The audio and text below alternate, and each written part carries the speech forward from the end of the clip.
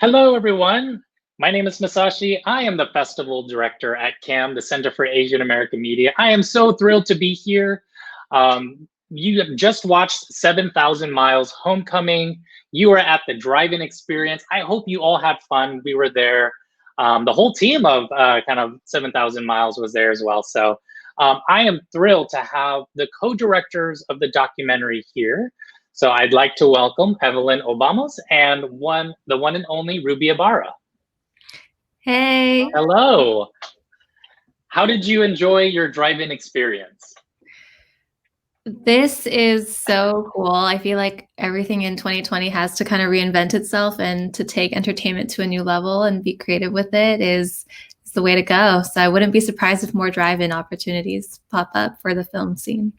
Yeah, I hope so. I think, with COVID-19, I think we're all needing our community more and finding opportunities. And again, I want to thank Fort Mason for being a partner in CAAMFest and creating this pop-up drive-in. I've heard from so many audiences the need to come together to watch films and stories on the big screen is something that we can look forward to, and hopefully more opportunities will come our way.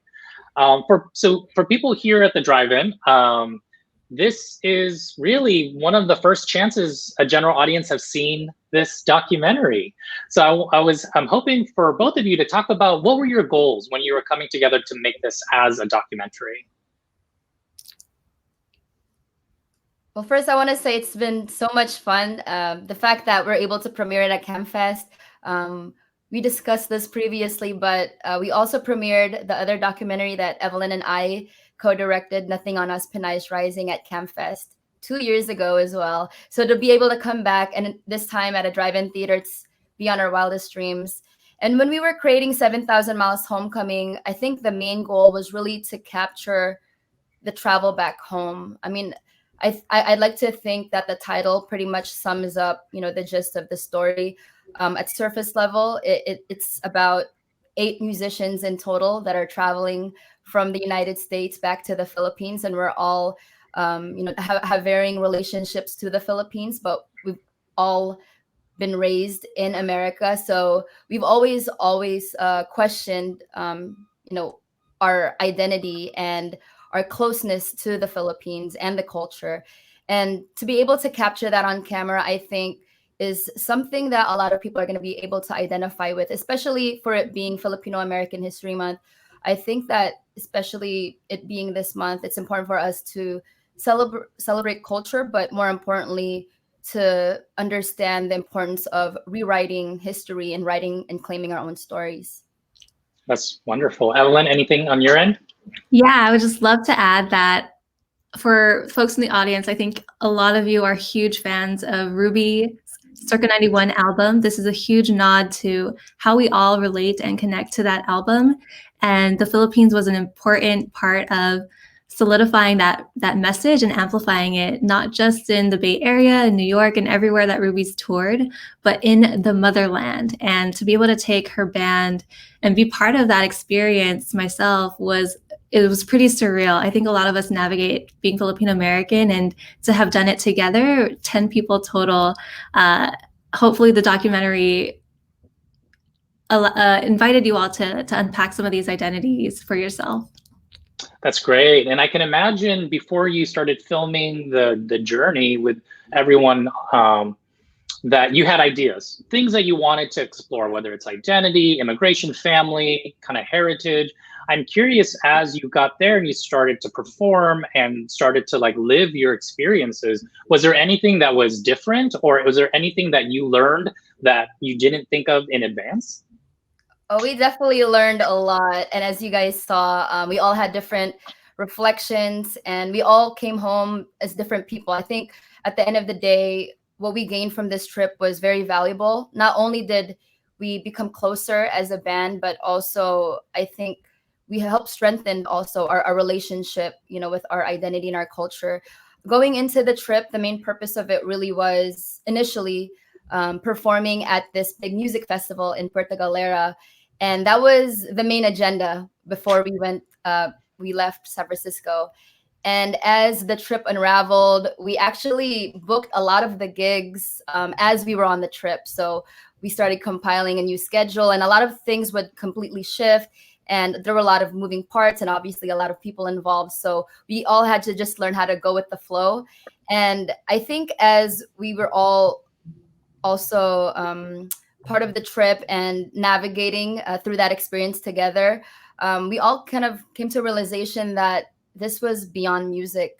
At the end of the day, this was a story that we had to tell, especially in this new perspective and new lens of being a Filipino American in 2020. I think the story is very specific to our experiences now, and it's kind of like a timestamp in history. And I think we're in a very unique place and position right now, especially being Filipino American artists, specifically from the Bay Area. It's a very unique experience, and it definitely gives a unique perspective to what it means to go back home. That's great. With your travels and performing now in the Philippines, and just kind of in an international kind of community, do you feel like playing there has potentially changed your music, or you see your music differently? Like, are there any styles or anything that you have kind of absorbed while being there, seeing other musicians playing in the Philippines?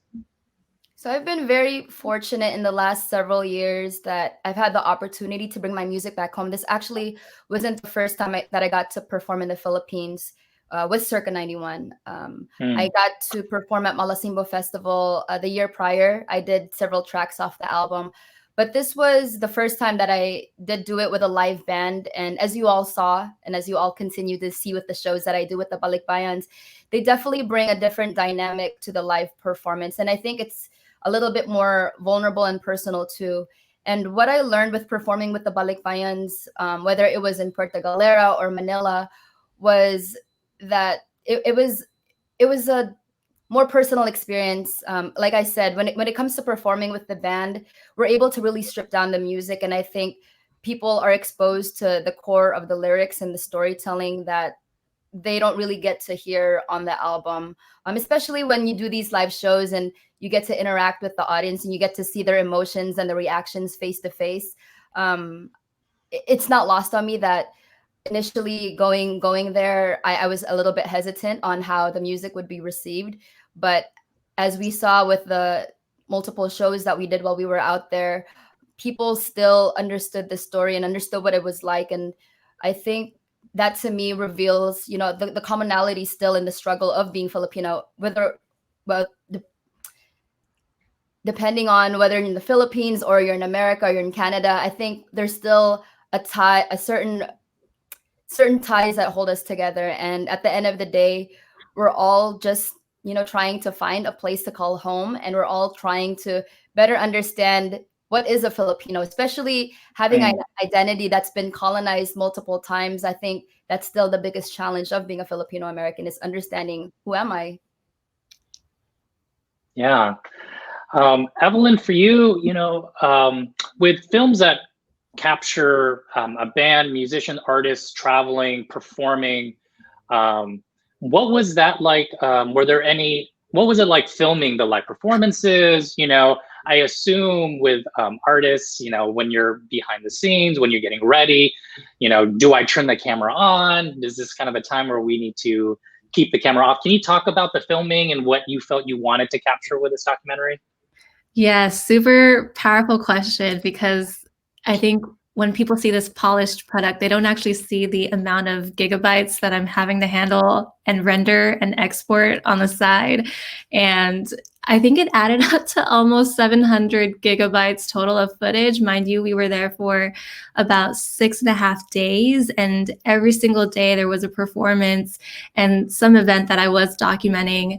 So I had to have all my memory cards on deck, batteries charged, the right equipment, and all by myself. And well, actually, Sammy, who's also in the audience, she was a huge part of getting us all aligned, especially when all the musicians were taking care of their own instruments. She was there to kind of detail, and I could just prioritize shooting. And at times I'd give her a second camera to just shoot like a B side of all of the different shots I was taking. But it was quite the work, and I'm just lugging around this huge Sony a7S II with battery pack, this huge Cine lens that everywhere we went, I was just like lugging this, and it was a good workout actually. It was pretty fun. Evelyn is super. Yeah. Yeah. And you've been working on the editing of the film as well, right? The documentary. How's that been? Like capturing, so you have all this content of your experiences. Like, how did you decide what to use? And is there anything that you wanted to use but you did not? Ooh, the cutting room floor is a great place to be, because there's so much content you really want to put in, but it's all about the story arc and the narrative cohesively coming together. And I have the benefit of working with the brilliant Ruby, and so a lot of the storyline we've actually unpacked together along with my co-editor Rocky. And we also have Lassie, who's been working on the tracks. So unlike Nothing on Us, where that was a pretty solo, I went there and then I had two other shooters with me, and I took some of the footage from the music video. This was actually like, we didn't know what to expect. There were no storyboards. We just kind of like did a run and gun shoot. And now with the editing, it's a matter of weaving in the interviews of the band members. How much of that storyline do we want to embed into the final product? It really took a lot of, let's stick to the meat and the themes that are pretty streamlined across the board, which is identity, belonging, and coming home. And so we found a lot of those really key pieces, along with the moments of conflict in the Philippines, as you saw. And we just tried to weave in that. So each band member has, their own personality, and we wanted to help showcase that as much as possible in this film. It's great. This is the beginning of your festival run, getting this documentary out in the world. Are there any communities that you're really excited to see this film? So maybe in the Philippines, playing it there. I mean, it's hard to travel right now, but are you excited for certain communities to see this? We definitely want to continue expanding this, whether it's beyond the Filipino American community and getting to the Asian American community, other communities. Like I said, I think the story arc is very general for a lot of people to identify with, because especially right now where we're at with this country, obviously with the political and social climate, where there's a lot of discussion and talks about what it means to be an immigrant living here in the United States. I think a lot of people can relate to that feeling of the sense of longing of finding out who you are, but also that sense of wanting to be proud of where you're from and not hiding it anymore. And definitely, if you could bring it back to the Philippines, that would be amazing. Evelyn, anything on your end? Honestly, even just playing back some of the footage and watching it with Ruby and Rocky recently, like we just relived so many of those moments. And it's one of those moments where you're like, wow, we are in a pandemic where a lot of what happened in the Philippines is not possible right now. Like there was a room at Seguio that was just from wall to wall sweaty because everyone was just jam-packed in this bar where they were playing the anniversary concert. And it's almost like super reflective of how much has changed in just such little time. But also the people who are in these videos, I'd love for them to be able to re-experience it with us also. And they're all in the Philippines. And a lot of the hip hop artists out there, we super respect and admire. And so it'd be cool to kind of circle back with them on this. That's great. Yeah. I mean, I guess I just realized that. I think seeing concerts and people together brought so much joy. And I just realized it's partly because I haven't seen a lot of people in one space in a long time celebrating wonderful art and music. We put a call out for questions from our community, and I wanted to bring one video question in.